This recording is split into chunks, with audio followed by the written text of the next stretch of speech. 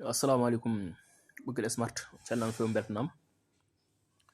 cellal alhamdulillah modum mashallah mberi yipirade bukil smart mberi wadde hen video ji bo hande video to wasre ngarden beydu ten ko inshallah so tawi ad jogi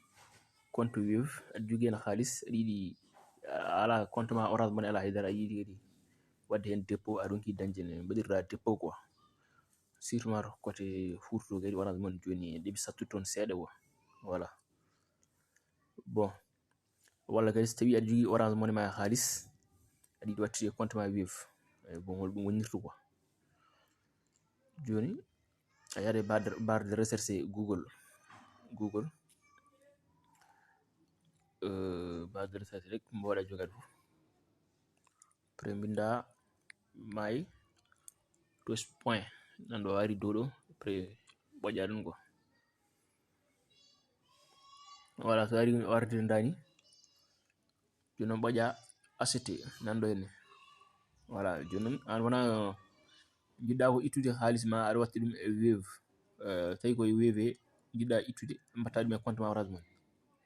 walla guitta orange money mbatta wave free money e-money fof ne wona quoi joni noon ɗo ko crédit téléphonique mobile money ɗo natta recharge mobile money joni so tawi ko wave o jiɗɗa ittude halis aɗa watta ɗum e compte ma orange money joni gadarɗa ɓoƴƴude koye ACT orange money nan dow ɗo ACT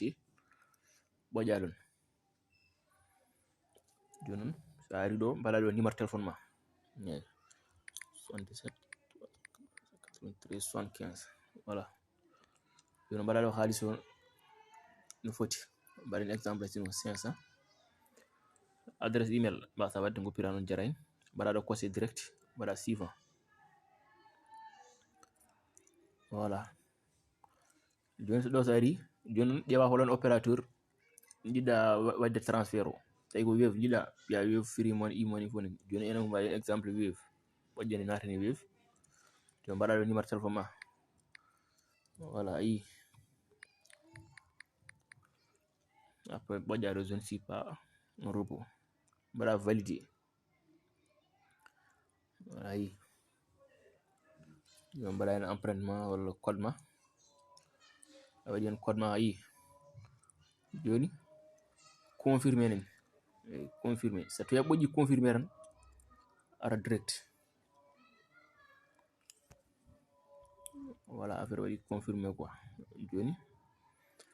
wigam frais ko 13 francs nan ɗon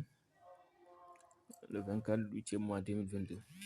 ayi message ari dow quoi vous avez reçu un dépôt nani vous avez reçu un dépôt de 500 francs nan ɗon joni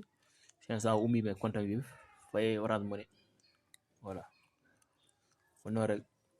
joni so tawi kay ayi en wave aɗa jogorno hen probléme so wadde crédit orange en walla goɗɗum ni joni sa tawi a waɗi ni aɗa wawi sodir ni henno quoi joni hay free kadi mbaɗi ɗum bloqué a wara sodde crédit free voilà ko exemple on beltanama no fewi jokke wadde abonné chaîne quoi vidéo ji goɗɗi ma ngar ha heewa